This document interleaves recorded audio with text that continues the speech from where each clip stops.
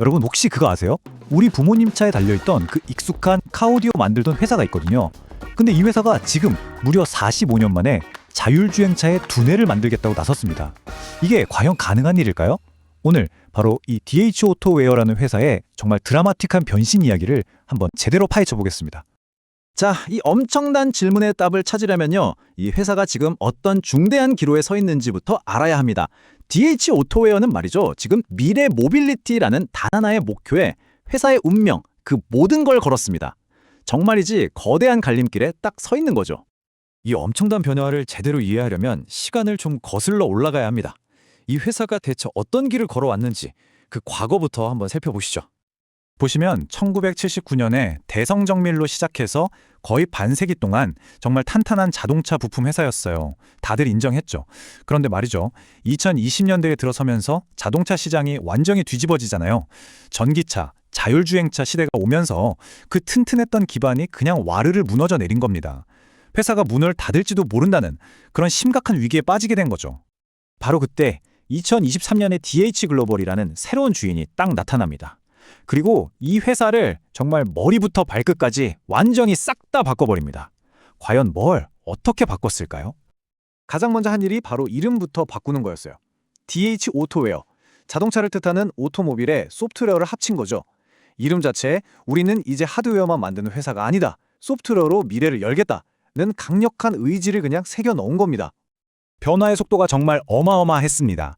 순식간에 경영진 싹 바꾸고 본사도 서울에서 광주로 옮겨버리고 재무적으로도 엄청난 수술을 감행합니다. 마치 컴퓨터를 포맷하고 새로 까는 것처럼 회사를 완전히 리셋해버린 거죠. 특히 5대1 무상감자라는 걸 했는데 이게 뭐냐면요. 주주들한테는 좀 아픈 일이지만 회사의 부실했던 재무 상태를 깨끗하게 치료하기 위한 정말 꼭 필요했던 큰 수술이었다고 보시면 됩니다. 그리고 그 결과가 바로 이겁니다.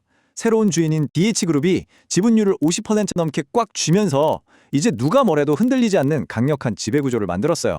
몇 년 동안 회사를 시끄럽게 했던 경영권 다툼 같은 불확실성을 완전히 끝내버리고 드디어 자신들이 그리고 있는 큰 그림을 실행할 수 있는 안정적인 발판을 마련한 거죠.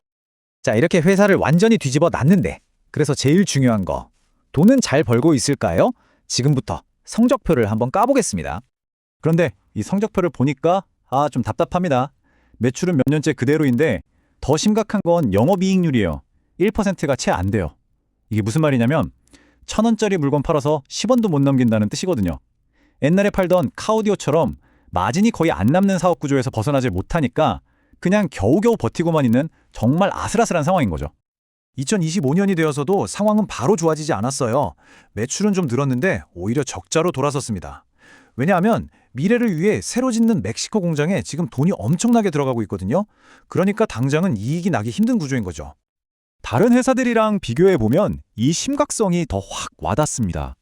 다른 곳들은 다들 돈 잘 벌고 회사 가치도 인정받고 있는데 DH 오토웨어는 지표마다 온통 빨간불이에요. 특히 ROE, 그러니까 회사가 자기 돈으로 얼마나 돈을 잘 버는지 보여주는 지표가 마이너스잖아요. 이건 한마디로 이겁니다. 지금처럼 장사에서는 더 이상 답이 없다. 아주 강력한 경고등이 켜진 거예요. 자, 이런 절박한 상황에서 회사가 꺼내든 카드는 그냥 조금 고쳐 쓰는 수준이 아니었습니다. 회사의 명운을 건 아주 거대한 승부수를 던집니다. 바로 두 개의 핵심 분야에 올인하는 거죠. 이게 바로 그 승부수의 내용입니다. 투트랙 전략인데요. 첫 번째는 ADAS나 통합제어기처럼 미래차에 꼭 필요한 핵심 부품, 즉 두뇌를 만드는 거고요. 두 번째가 진짜 재밌습니다. 바로 스마트 제조 솔루션. 이게 뭐냐면 자동차 부품을 만드는 걸 넘어서 자동차를 만드는 공장 그 자체를 지어서 팔겠다는 거예요. 낚싯대를 파는 게 아니라 물고기 잡는 법과 어장까지 통째로 파는 고부가가치 사업으로 가겠다는 거죠. 그리고 이 모든 계획의 심장부에는 바로 멕시코 신공장이 있습니다. 이 공장이 계획대로만 돌아가 준다면 여기서만 연간 6천억 원의 매출이 나올 수 있대요. 이게 어느 정도냐면 작년 회사 전체 매출의 1.5배가 넘는 엄청난 금액입니다. 말 그대로 이것만 성공하면 판을 완전히 뒤집을 수 있는 게임 체인저인 셈이죠. 로드맵도 아주 명확하게 그려놨습니다. 올해 멕시코 공장에서 양산을 시작하고 내년에는 새로운 글로벌 고객사를 잡고 내후년에는 차세대 신제품을 내놓겠다는 거죠. 앞으로 이 3년이 이 거대한 승부의 결과를 결정질 정말 중요한 시간이 될 겁니다. 자, 그럼 이 모든 상황을 종합해 볼 때 DH 오토웨어의 미래는 과연 어떻게 될까요? 마지막으로 이 회사가 가진 기회와 넘어야 할 산은 무엇인지 냉정하게 한번 짚어보겠습니다. 상황을 보면 정말 딱 양날의 검 같아요. 현대차라는 든든한 파트너가 있다는 건 엄청난 강점이지만 반대로 너무 현대차에만 의존하는 건 약점이 될 수 있죠. 또 전기차 시장이 커지는 건 분명 기회지만 그 시장엔 이미 LG나 삼성 같은 무시무시한 경쟁자들이 버티고 있단 말이죠. 그래서 미래는 정말 두 갈래 길입니다. 모든 게 계획대로 잘 풀리는 최상의 시나리오에선 2026년 매출이 7천억 원까지 치솟을 수 있습니다. 지금의 거의 2배죠. 하지만 반대로 성장이 더뎌지고 경쟁에서 밀리는 최악의 경우엔 막대한 투자비만 날리고 제자리 걸음할 수도 있습니다. 정말 말 그대로 천국과 지옥, 그 갈림길에 서 있는 겁니다. 결국 핵심은 이겁니다. 이 회사는 이제 우리에겐 이런 기술력이 있습니다라고 말만 할 때가 아니에요. 그 기술로 진짜 수익을 만들어낼 수 있다는 걸 숫자로 증명해야만 하는 거죠. 돈 안 되던 과거의 그림자에서 완전히 벗어날 수 있느냐, 모든 건 여기에 달려 있습니다. 과연 DH 오토웨어는 이 거대한 변신에 실패한 또 하나의 사례로 남게 될까요? 아니면 위기를 딛고 화려하게 부활한 성공 신화의 주인공이 될까요?